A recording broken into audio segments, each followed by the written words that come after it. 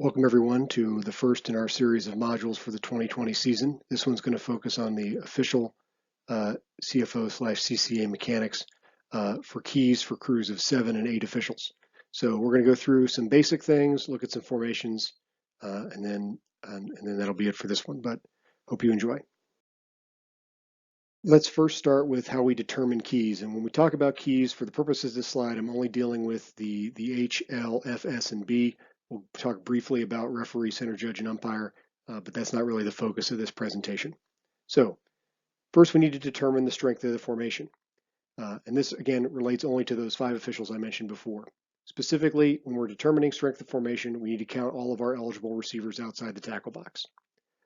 Backs who are inside the tackle box always belong to either the head line judge or the line judge, and they are not considered when we're trying to determine strength of formation. If the formation is balanced, where there's either only one eligible on each side of the formation outside the tackle box, or there are 2 eligible receivers outside the formation, or outside the tackle box in a formation, the back judge, who is our kind of our swing official as it determines the strength, is the official will always consider strength to be to the line judge side.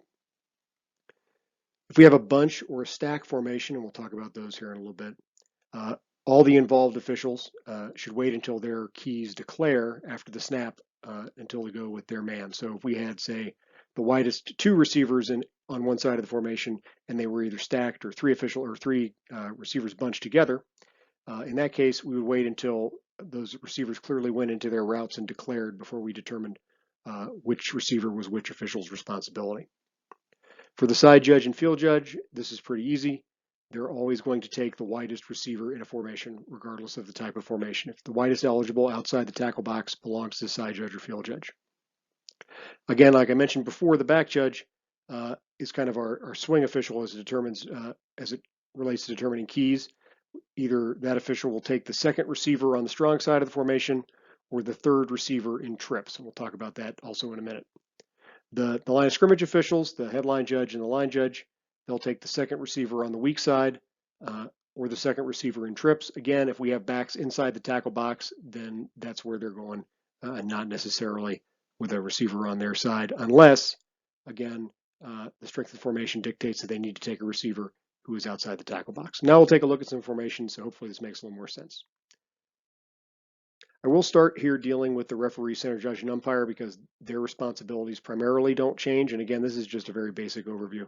The referee, who lines up on the right side of the formation, takes the right tackle and also keys on the quarterback. The center judge takes the left tackle, also has some responsibilities with the quarterback. If there is no center judge, this doesn't really change other than the center judge dropping out. The referee may swing which tackle they pick up first, based upon the strength of the formation, because on the weak side of the formation, the line of scrimmage official on the weak side could sometimes pick up a tackle. The referee would have to pick up the other tackle. Umpire is responsible for guard, center, guard initially at the snap. Again, not going to deal anymore with those 3 officials. We're really dealing with the other 5. So in this formation, you can see that the side judge and the field judge have a clear widest receiver in the formation. That's where they're going. The back judge here, see the tight end on the top of the screen. There's the only second eligible on either side outside the formation because the other two eligible receivers are backs. They're both inside the tackle box, so they belong to the headline judge and the line judge respectively. Another formation with 2 backs, this time the tight ends on the headline judge side, which is very similar to the last formation. Again, F and S will take the widest receiver. The back judge will take the only second receiver in this case, and again, H and L will take backs. Even though this is their initial key, if a back were to cross the formation and release into one of the others flat, that's where the focus would go as we move into zone coverage. In this formation, you can see that the tight end is on the line judge's side. Again, no change for S and F. Back judge will pick up that tight end to the line judge side, and again, the line of scrimmage officials will pick up backs. In a double tight set, now we're dealing with balanced formations because we have 2 eligible receivers outside the tackle box to each side. Again, no change for S and F. They're going to take the wide flankers on each side of the formation. The back judge is going to declare strength to the line judge's side, which means that the headline judge is going to have to pick up that other tight end, which means that the line judge will pick up the back. So you can see here, again, we have a balanced formation because we're in double tight. And because we're in double tight, we declare strength to the line judge side. So the headline judge has to pick up that tight end on the other side of the formation. Here we have a double-double. Again, we consider double-double because we have two receivers outside the tackle box on each side of the formation. Again, with the tight end, the headline judge. FNS, widest receiver. Back judge is going to take that flanker to the line judge side. Again, that's where strength will be declared. The headline judge will take the tight end, and the line judge is going to take that single back. Here we have a double-double with the tight end to the line judge's side. FNS again will take the widest receiver. The back judge is going to key on that tight end. The headline judge will take the flanker at the top of the screen, and the line judge will take this single back in the backfield. All right, now we're going to deal with trips. In this case, we have trips to the headline judge side. So the side and field, no change for them. Again, they're going to take the wide receiver. In this case, however, number 2 at the snap belongs to the line of scrimmage official, which in this case is the headline judge. Back judge takes 3, and then the line judge will take the single back in the backfield. Now, there are some times where we would switch our keys, and one of those times is, let's say the number 2 receiver who the headline judge is keying takes off down the field, and number 3 either stays in and blocks or runs directly route right at the headline judge. In that case, we would switch. But assuming all of these receivers run regular routes, these are our initial keys for this formation. Here we have trips to the line judge's side.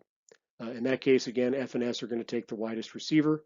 In this case, the line judge, since they have strength to their side, is going to take number 2. The back judge will pick up the tight end, and the headline judge will take that back. Now, again, just as I said before, if number 3 stays in to block or runs right at the line judge and number 2 runs a regular route, we would switch immediately. But that's basically how we would begin to cover this play. Here we're going to talk about motion and how motion impacts our reads and our keys. So here initially, no real concern for FNS. They're going to take the widest receiver. In this case, the back judge is going to take that slot receiver to the line judge side because that's we're in a double-double. Headline judge is going to take the tight end on their side of the formation. The line judge is going to key on that back. Now, when motion occurs, this could change some things about our formation. Initially, if the ball was snapped with that receiver who is in motion inside the tackle box, then we don't have a balanced formation anymore. Now we have 2 receivers to the headline judge side and only 1 receiver outside the tackle box to the line judge side. So we would have to redistribute these backs. Now, if the motion continues across the formation, you can see that if this receiver gets out beyond the tight end on the headline judge side, the headline judge will pick them up and the back judge will stay on the tight end. If a player is in motion, their location in the formation at the snap is how we dictate whose initial key it's going to be.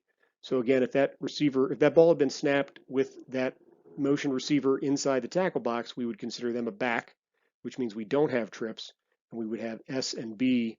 I'll go back a little bit here. Which means that we would have S and B. I can't go back.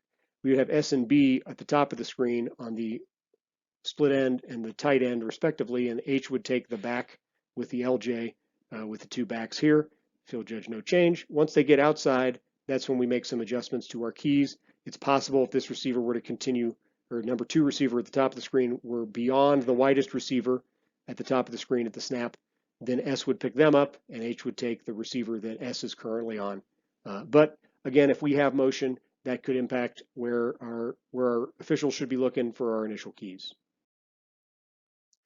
I hope you got a lot out of that quick overview of keys and responsibilities at the snap. If you have questions, feel free to email nursa@nccaafb@gmail.com. And I hope to build on this library going forward, but I hope you got something out of it. Let me know. Thanks.